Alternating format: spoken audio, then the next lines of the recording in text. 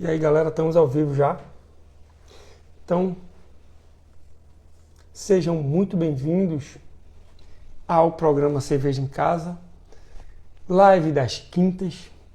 Aqui a gente conversa sobre os passos para você fazer cerveja na cozinha de casa, certo? Eu sou Frederico da Fonte, eu sou cervejeiro caseiro, faço cerveja na cozinha da minha casa e hoje a gente vai falar sobre como a cerveja é feita, né? Como a cerveja é feita em casa e como a cerveja... Qual é a magia por dentro da produção de cerveja? Como é que a gente consegue criar um líquido gasoso, alcoólico? Como é que é isso, né?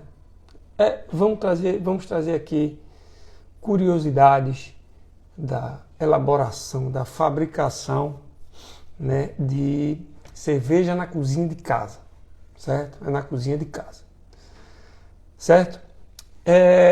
Vamos lá. Sim, eu queria dizer, primeiramente, se alguém tiver dúvida, pode falar, certo? Eu posso parar, eu posso ler e tirar a dúvida logo, ou posso deixar para o final do vídeo, certo? Então, manda as dúvidas aí, certo? Que a gente responde na hora aqui, tá bom? Queria informar vocês que esse vídeo é feito diretamente de Serra Talhada. Eu estou em viagem a trabalho, mas parei aqui, estou no hotel aqui, né? E parei no momento de fazer as lives, para a gente não perder essa live das quintas, né? Para falar de cerveja toda semana aqui no Instagram, né? Então, diretamente aqui de Serra Talhada, eu vou falar para vocês quais são os passos de fazer cerveja na cozinha de casa e como é feita a cerveja. Beleza? Vamos lá. Primeiramente, eu queria dar um preâmbulo para vocês de como a cerveja foi descoberta, certo?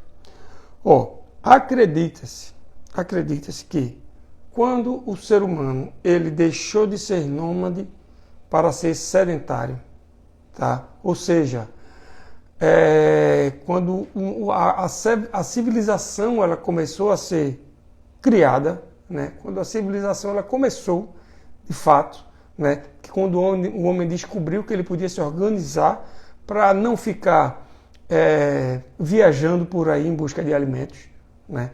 Ele percebeu que ele poderia ficar num canto só e produzir seu próprio alimento, certo? Eles começaram a aprender que poderiam armazenar alimentos, que podiam cultivar alimentos. Foi aí que surgiu a agricultura, né? Ali aquele pessoal da Mesopotâmia, né? Nas margens dos rios Tigre e Eufrates, né? Eu não sou historiador, tá? Mas acredita-se que a cerveja ela veio daí, veio desse momento, quando o homem começou a se organizar. Por quê? Porque há registro de cervejas feitas há muitos anos atrás e registros de fabricações de cerveja já um pouco mais evoluídas, certo? Mesmo nesse momento, certo? Então, o que acredita-se é que quando o homem ele aprendeu a armazenar, ele aprendeu que armazenar grãos era uma coisa mais fácil de fazer, porque os grãos eles demoravam a estragar. O homem ele foi aprendendo a fazer as coisas, né? Ele foi aprendendo a plantar, ele foi aprendendo a saber como é que plantava, cultivar as coisas, né? E ele viu que podia plantar grãos e os grãos eram bons para armazenar, né? Ocorre que esses grãos eles estavam lá armazenados, né?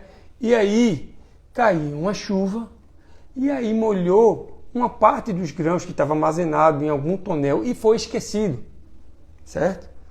E aí, esses grãos, que eram grãos, eram cereais, grãos de cereal, eles foram esquecidos na água, né, infundidos em água, e aí, depois de um tempo, eles viram que aquela água que estava ali, ela tinha um sabor diferente. Ela tinha um sabor que dava sensações, que era um sabor alcoólico, né? Meio adocicado e tinha o teor alcoólico nela, né? E o que aconteceu foi, lógico que isso foi descoberto bem depois, né? Mas o que aconteceu foi que as leveduras selvagens presentes no ambiente, elas se alimentaram daquele líquido que estava ali, do malte do malte não, do grão de cereal que passou por um processo de malteação ali sem querer, né? E as leveduras, elas se alimentaram daquele líquido e transformaram e colocaram álcool e gás, né? Elas produziram álcool e gás para aquele líquido, certo? Depois nesse vídeo ainda eu vou falar do trabalho das leveduras e elas que fazem o álcool e o gás da nossa cerveja, certo? Mas o homem daquela época, eles não sabiam que existia levedura, né? Leveduras são fungos, leveduras selvagens, né? Eles nunca iam imaginar. Tanto é que a cerveja ela foi tida como uma bebida milagrosa. Por quê? Porque era uma bebida segura, porque a levedura, quando ela está num líquido, e esse líquido está rico em alimento para ela, e para outros fungos e para outros micro-organismos, ela toma conta do pedaço e ela se alimenta de tudo. Ela não deixa outros micro-organismos se alimentarem e se desenvolverem ali, né? E a levedura, ela deixa aquele líquido ali limpo. Aquele líquido ali é tranquilo de se beber. Ele está você pode beber que não vai se intoxicar. Então, o ser humano, naquela época, começou a dar valor a esse líquido. Inclusive, foi um líquido que era tido como milagroso nessa época e por isso que o nome ele vem, né, a cerveja, vem uma evolução do nome Cerevisia, né, que é uma homenagem à deusa Ceres, que a deusa Ceres é a deusa da agricultura, certo? Então, eles homenagearam uma deusa por acharem que era uma bebida milagrosa, que era uma bebida que ela estava limpa, né, por conta da ação das leveduras.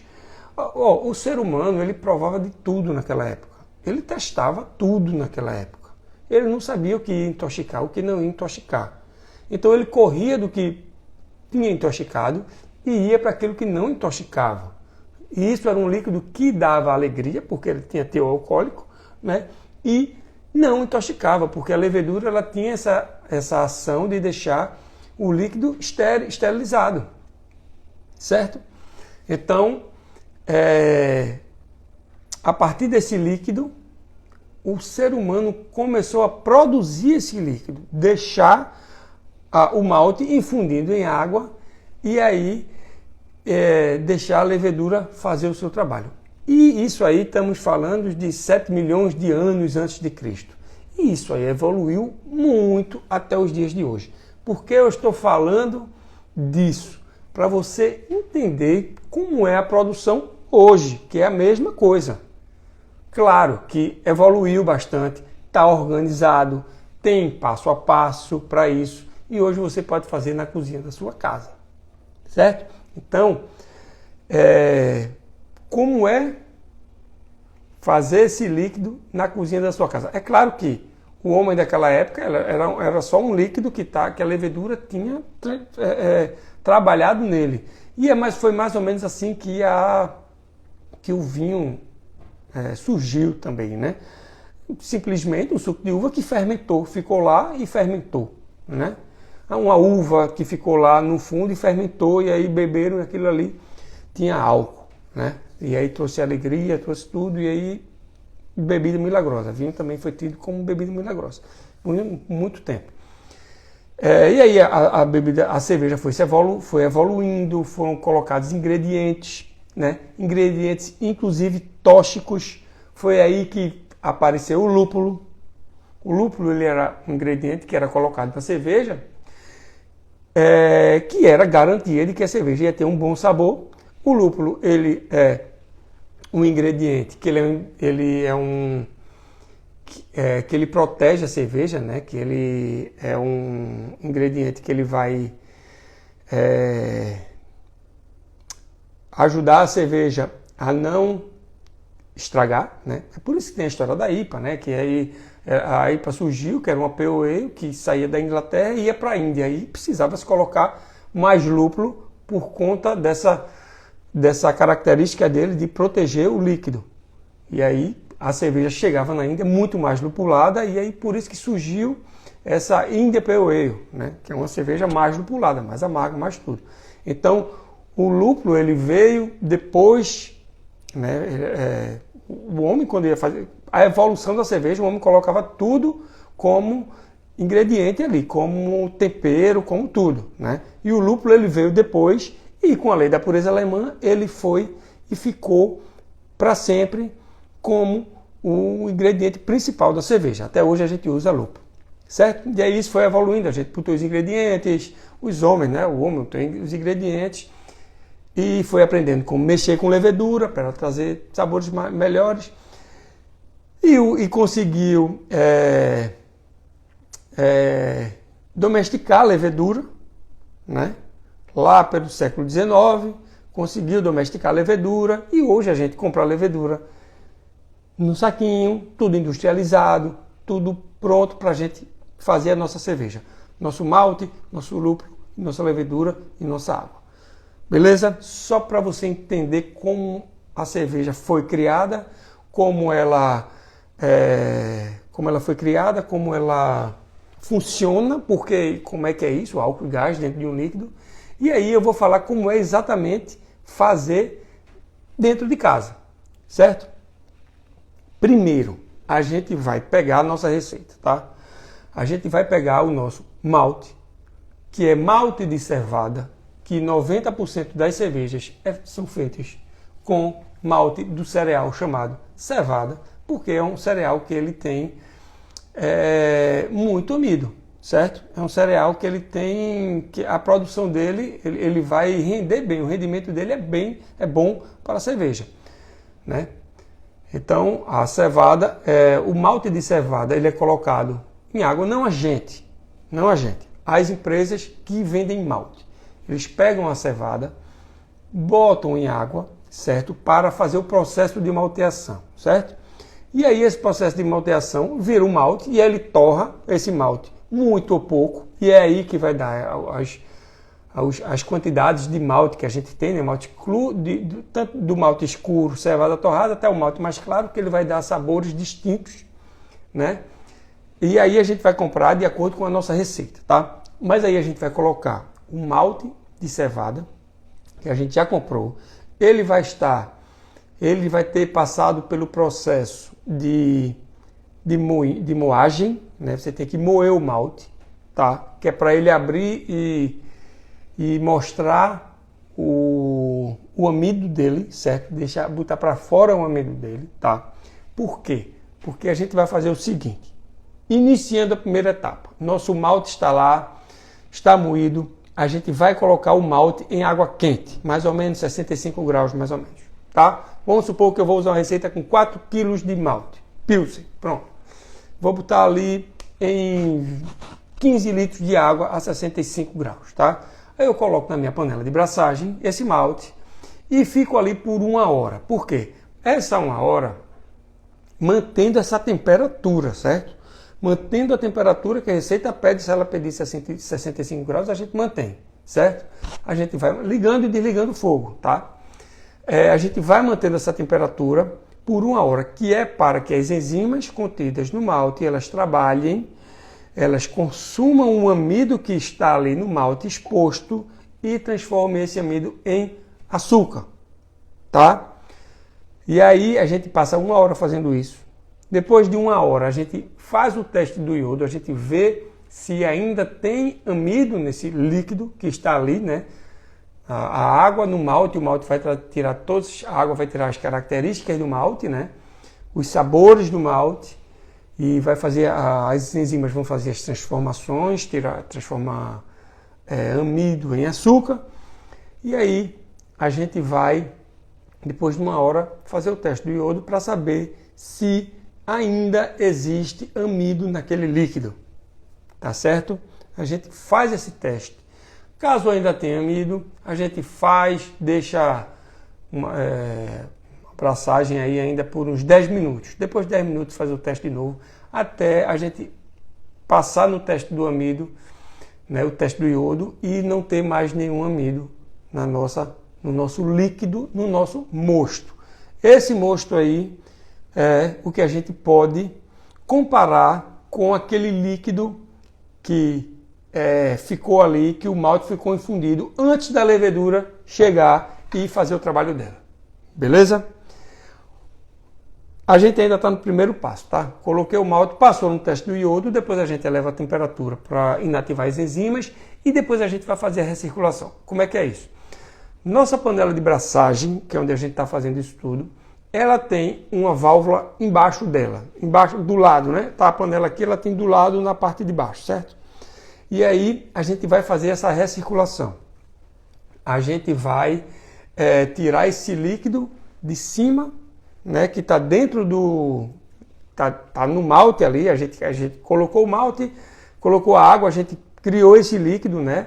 Na braçagem. E aí a gente vai tirar esse líquido por essa mangueira e vai jogar, por essa torneira, aliás, e vai jogar por cima da panela. Para quê?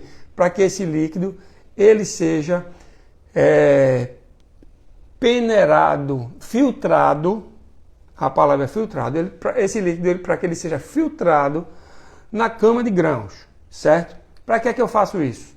Para diminuir a turbidez do mosto. Então o que é que eu vou fazer? Eu vou abrir a torneirinha, pegar um recipiente, encher ele, fechar a torneirinha, jogar por cima da panela de novo, por cima do malte, esse líquido que eu acabei de fazer. E eu faço isso 10 vezes, quantas vezes forem necessário para diminuir a turbidez. Quando você faz a primeira, isso chama-se recirculação. Quando você faz a primeira recirculação, você vai ver que o líquido está bem turvo. Lá para a 10ª, ele já está muito mais límpido. Essa estratégia eu faço porque eu gosto de uma cerveja mais límpida, mas isso não altera o sabor de cerveja, certo? Se você não quiser, se você quiser fazer a sua cerveja e deixar ela turva, não tem problema, não vai alterar o sabor, certo? Isso é só uma estratégia para você diminuir a turbidez, certo? Então, você faz essa recirculação, depois você faz a lavagem, porque você vai agora, a partir desse momento, você vai transferir o líquido dessa panela de braçagem para a panela de fervura, que é outra panela, certo? Você tem que fazer essa transferência, tá? Você fez todo esse trabalho, fez a recirculação para diminuir a turbidez e aí começa a passar o líquido para essa panela de braçagem, aliás, de fervura, que é uma panela que também vai ter um líquido embaixo, uma válvula embaixo, e depois eu vou mostrar por quê, certo? E aí você começa a transferir esse líquido que estava na panela de braçagem para a panela de fervura, botar num nível maior do que a outra, a de braçagem aqui em cima, a de fervura aqui embaixo, abre a torneira e o líquido vai começar a cair, certo? Esse líquido vai começar a cair e a gente vai começar a fazer a etapa da lavagem, porque o líquido na panela de braçagem ele começa a diminuir para cair na panela de fervura, certo? E aí o que é que a gente vai fazer? A gente vai querer que todo esse líquido que está impregnado no malte, porque é um líquido doce, lembra que as enzimas elas transformaram o amido do malte em açúcar, ou seja, ficou um líquido doce, adocicado, certo? E aí a gente vai começar a querer todo esse líquido, todo esse açúcar. O que tiver impregnado no malte a gente vai querer. Então a gente vai precisar fazer uma lavagem desses grãos. Como é que é feita essa lavagem? A gente esquenta a água, mais ou menos 80 graus, e joga na panela de braçagem para que ela passe pelos grãos e caia na panela de fervura juntamente com o mosto já feito, certo? Juntamente com o mosto já feito, tá? E aí eu vou transferindo para a panela de fervura, certo? Vou fazendo a lavagem, jogando água em cima. A minha receita vai dizer a quantidade dessa água de lavagem, certo? E eu vou jogando água em cima, água já esquentada, e ele vai passando pelo grão e vai limpando aquele grão e vai enchendo a minha panela de fervura que vai estar aqui embaixo. Terminei de fazer essa transferência para a panela de fervura, tá? Transferiu para lá. Eu vou agora começar o quê? O segundo passo, que é a fervura. Para que serve essa fervura? Principalmente para esterilizar, certo? Segundo, para a gente expelir aromas e sabores indesejados, certo? Quando a gente ferve, fica borbulhando e fica o vapor fica saindo e fica expelindo sabores indesejáveis da sua cerveja. É uma forma de você tirar off flavors da sua cerveja, certo? A fervura ela é para a gente esterilizar esse líquido, mas ela também tem esse poder de tirar esses off flavors.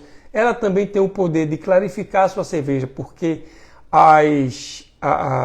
as proteínas elas vão tender a se aglutinar e a decantar no momento da fervura, certo? No início da fervura ela vai estar lá em cima, depois no final ela vai aglutinar, vai pesar e vai decantar, certo? Então, a gente vai fazer esse processo da fervura por 1 hora, não tem teste de iodo nesse caso, é 1 hora, e é aí que a gente vai botar os nossos ingredientes. É na fervura que a gente coloca, principalmente na fervura, tem outros momentos que pode colocar também, mas principalmente que a gente vai colocar o nosso tempero, que é o lúpulo. Né? Basicamente, 90% das cervejas é aqui que a gente coloca o lúpulo, tá? E a gente pode colocar aqui ou no momento da fermentação, tá? Ou no momento de fazer um dry hop, né? Um cold crash da vida, certo? Mas vamos lá, para a fervura, como é que a gente vai colocar esse lúpulo? Começou a ferver, a gente deixa lá, o líquido foi todo transferido para a panela de fervura, a gente botou lá no nosso fogão, 4 bocas, ligou, começou a ferver, a gente marca no nosso relógio 1 hora, tá? Aí olha para a nossa receita e ela vai pedir, por exemplo, 20 gramas de lúpulo magno no início da fervura. Então, quando começar a ferver, a gente tem que ter lá nossa quantidade de lúpulo magno, por exemplo, para botar assim que ela começar a borbulhar. Começou a borbulhar, a gente coloca esse lúpulo lá e espera 1 hora para a gente ter a reação desse lúpulo. Por que o lúpulo magno? Vamos entrar um pouquinho nas características do lúpulo. O lúpulo ele vai dar amargor, vai dar aroma para a nossa cerveja e vai dar sabor também, certo? Existem lúpulos que têm mais características de aroma, existem lúpulos que têm mais características de amargor. O de amargor a gente coloca no início da fervura. Por quê? Porque o amargor ele é extraído do alfa-ácido, certo? Que tem no lúpulo, que tem lá na resina do lúpulo. O lúpulo é uma flor de uma trepadeira, né? Que ela é pelletizada, né? Ela é prensada e vendida dessa forma, sem perder as características. E aí, o que tem Agora eu vou aprofundar um pouco mais, certo? Mas só para você entender. O que tem na resina do lúpulo, ela tem alfa-ácidos, certo? E eles são responsáveis para dar o amargor. Os alfa-ácidos, eles não são solúveis em água. Então a gente precisa ferver, a gente precisa que ele tenha uma reação, uma transformação química, né? Para que a gente extraia esse amargor desse lúpulo, certo? Desse alfa-ácido. É por isso que a gente coloca lúpulo de amargor no início da fervura, certo? Lúpulo que tem a característica de amargor no início da fervura, que é para ele passar o maior tempo possível fervendo para eu extrair o máximo de amargor que eu puder, que eu quiser desse lúpulo, certo? Existem lúpulos que têm mais características de aroma, certo? Que é o lúpulo citra, por exemplo. Ele tem um sabor bem cítrico e tem um sabor e tem um aroma bem forte cítrico. O aroma do lúpulo, ele vem dos óleos essenciais, que está ali na resina do lúpulo também. Óleo essencial é um troço que ele é volátil demais. Se a gente colocar no início da fervura, ele vai embora, a gente não extrai nada dele para o nosso mosto. Aí a gente coloca no final da fervura, certo? Que é para o lúpulo entrar naquele líquido, vai soltar o óleo essencial e o que a gente vai ter dele ali é o seu aroma, certo? Então a gente tem toda essa estratégia para usar o lúpulo. Existem lúpulos que têm as duas características, existem amargor e aroma. A gente pode usar o mesmo lúpulo para amargor e para... A gente bota um pouquinho dele no início da fervura e um pouquinho no final, o mesmo lúpulo, que é o caso do Columbus, por exemplo. Tem alto teor de alfa-ácido, tem alto teor de óleo essencial, né? Então a gente pode usar isso aí, que é o bom de ser cervejeiro caseiro, que a gente faz... A gente tem, vários tipos de lúpulo no mercado e a gente pode mexer com isso e fazer o sabor da nossa cerveja. Beleza? Inclusive, a gente pode usar lúpulos no meio da fervura. Não é só início e não é só final. No meio, ele vai trazer sabores diferentes se eu colocar no meio também, né? E uma vez eu peguei a receita da Brewdog, que é uma cerveja americana, bem famosa. E eles dão a receita, né? Eles usam uns 6 ou 7 tipos de lúpulo na fervura. Você pode fazer cerveja com um tipo de lúpulo só. Mas eles são tão fissurados no sabor que eles usam uns 6 ou 7 na fervura. E vai assim, uns no início da fervura, outros 10 minutos depois, outros 10, de 10 em 10 minutos ele vai botando o lúpulo. É uma coisa assim impressionante. Isso aí é uma explosão de sabores, né? O sabor ele fica assim, fica uma delícia realmente, fica muito bom, certo? Normalmente eu nunca fiz com mais de 3 lúpulos não, certo? Que já dá para fazer uma IPA boa, dá para fazer uma pale ale massa, já fica top, certo? Então, voltando. Botamos o lúpulo, acabou a fervura. 1 hora de fervura, vamos para o terceiro passo. O terceiro passo é resfriamento do mosto. Lembre-se que a fervura ela serve para resfriar o mosto e a fervura ela serve para esterilizar o mosto, certo?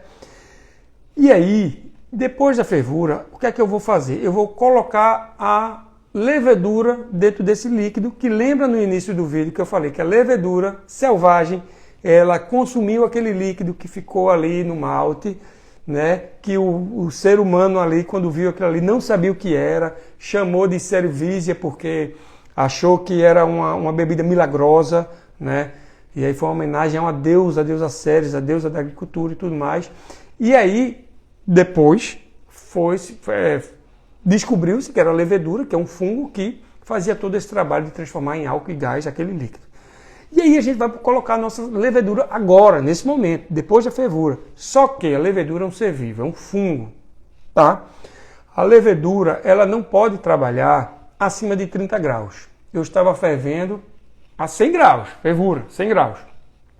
Ela não pode trabalhar acima de 30 graus, senão ela morre. Inclusive, a temperatura de uma levedura para pale ale é 20 graus. Eu posso inocular ela a 24, a 28, por aí. Mas acima de 30 eu posso perder muita levedura. A levedura ela pode morrer e eu posso estragar minha cerveja, certo? Então eu preciso baixar rapidamente a temperatura desse líquido que estava fervendo. Por que rapidamente? Porque ele estava esterilizado. Do momento que ele começa a baixar a temperatura, ele já começa a ficar em perigo. Ele começa a ter perigo de ser contaminado. Então, por qualquer coisa que esteja no ar, né? Por micro-organismos que estão ali na sua cozinha, podem cair naquele líquido e podem estragar a sua cerveja. É como se fosse uma comida que passa ali em cima do fogão, de um dia para o outro, pode estragar. Né? É o mesmo caso, certo? E aí a gente tem que resfriar o mais rápido possível para colocar logo a levedura. E quando a gente coloca a levedura, ela vai meio que proteger, porque a levedura é meio que a dona do pedaço. Ela vai comer todo o açúcar que está ali. Ela não vai deixar micro-organismo nenhum comer aquilo ali. Inclusive, ela vai comer alguns micro-organismos, certo? Então a gente precisa baixar logo para proteger a nossa cerveja, tá? A gente precisa baixar essa temperatura logo. Como é que a gente baixa? Acabou a fervura, eu coloco a minha panela de fervura, eu faço assim. Meu método é, eu tenho uma bacia que eu encho de gelo com água e eu boto essa panela dentro, certo? E eu uso um chiller de imersão, tá? Que esse chiller de imersão, ele vai... eu coloco água, o chiller é uma mangueira, tipo uma serpentina, certo? Que vem água, passa por essa serpentina, por dentro e sai. A água vai estar temperatura ambiente, aí eu vou estar trazendo temperatura ambiente para dentro do meu líquido, certo? Então eu vou resfriando o meio do líquido com isso e eu vou resfriando a periferia da minha panela com o gelo, certo? Com isso eu consigo baixar para 24 graus em mais ou menos uns 40 minutos, certo?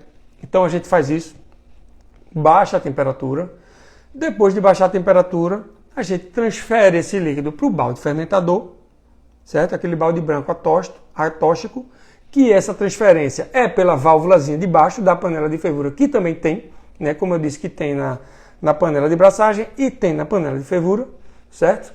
E aí a gente transfere para o balde fermentador,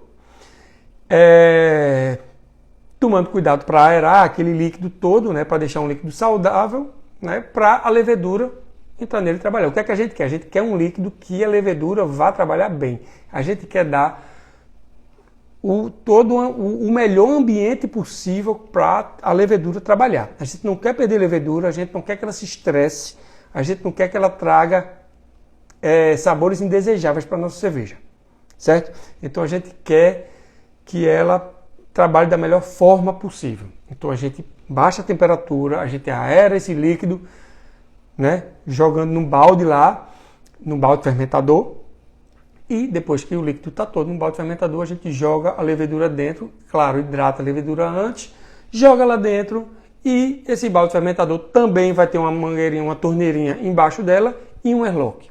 E é aí que começa a nossa quarta etapa, que é a fermentação, certo? O que é que a gente vai precisar agora? Que a levedura, agora é o trabalho da levedura, ela vai fermentar esse líquido que a gente preparou todo. O que é que a gente precisa fazer? Deixar na temperatura de receita. Se for uma pale ale, mais ou menos 20 graus.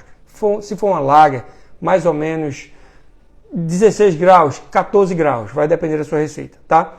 Para isso você precisa ter o seu freezer, ter um controlador de temperatura, um termostatozinho e um controlador que ele vai ligar e desligar o freezer para manter aquela temperatura, deixa o balde fermentador lá dentro e deixa fermentando. Normalmente fermenta-se pale ale por 7 dias e normalmente fermenta-se lager por 14 dias. Mas a fermentação só vai terminar quando você perceber que não tem mais atenuação do mosto. O que é? A diminuição da densidade do mosto. Porque o mosto está sendo transformado, o açúcar dele está sendo transformado em álcool. Ali, álcool e gás. Só que o gás está sendo expelido pelo airlock e o álcool está ficando ali. O que é que acontece? O açúcar é mais denso do que o álcool. Se eu estou transformando açúcar em álcool, eu estou transformando o meu líquido, estou fazendo com que ele fique menos denso. Então eu faço a medição da densidade. Se essa densidade ela parou de baixar, eu faço num dia, está uma densidade, no outro dia está a mesma densidade, no outro dia está a mesma densidade, então acabou a fermentação, certo? Se eu quiser fazer um cold crash, que é baixar a temperatura para 0 grau, eu faço aí nesse momento. Acabou a fermentação, eu baixo para 0 grau e deixo aí 7 dias desse cold crash. Se eu quiser adicionar um lúpulo aí para ter mais aroma dele, eu posso colocar nesse momento também, que é para cold crash, ele serve para arredondar um pouco os sabores e serve também para clarificar esse líquido. É mais uma estratégia de clarificação, tá? Por quê? Porque a levedura ela para de trabalhar a 0 grau e aí ela vai decantar. Se ela decantou é porque o líquido vai ficar menos turvo, tá bom? Então, a gente faz o cold crash, se quiser, se faz, se não quiser, não faz. Acabou a fermentação, agora a gente vai para a última etapa, a quinta etapa, que é o envase. Colocar na garrafa e tampar. E fazer prime e tampar. Vou falar mais ou menos como é. Eu gosto de colocar em garrafa de vidro, normal, de cerveja de vidro, tá?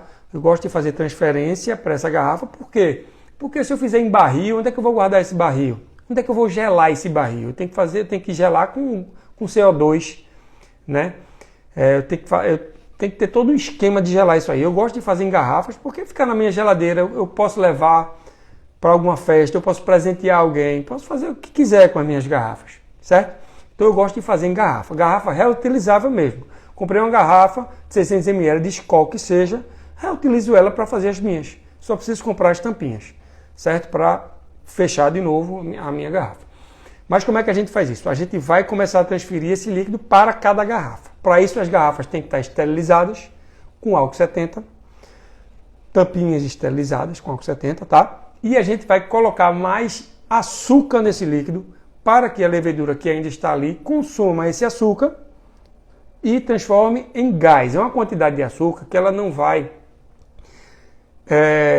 fazer diferença na quantidade de álcool, certo? Ela vai transformar pouco álcool, mas ela vai transformar uma quantidade boa de gás e, pela nossa cerveja estar tampada, estar vedada, esse gás produzido ali, ele vai entrar na cerveja e vai transformar a cerveja numa bebida alcoólica. Alcoólica não, gasosa, certo?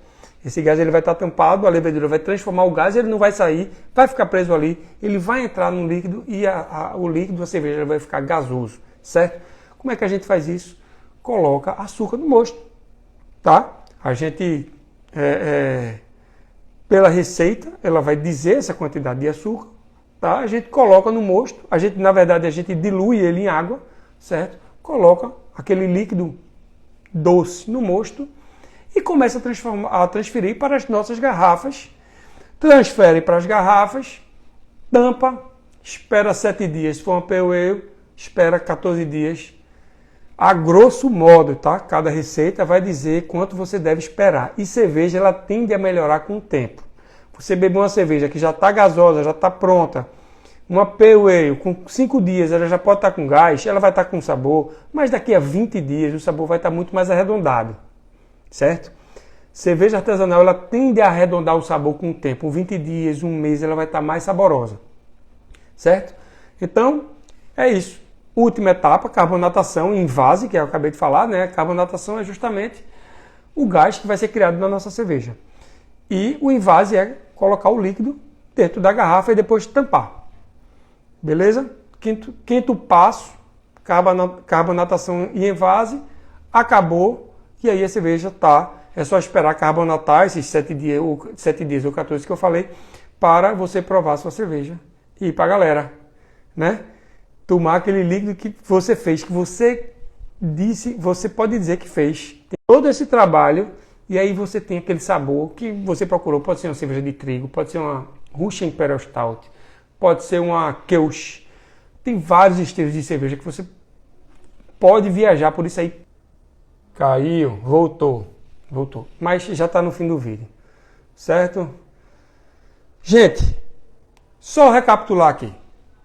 Passo 1, braçagem com refermentação, com recirculação e lavagem. Passo 2, fervura. Passo 3, resfriamento do mosto. Passo 4, a fermentação. Passo 5, carbonatação e envase. E assim a gente termina a nossa cerveja. É isso. A grosso modo, é isso. Todo mundo pode fazer cerveja na cozinha de casa.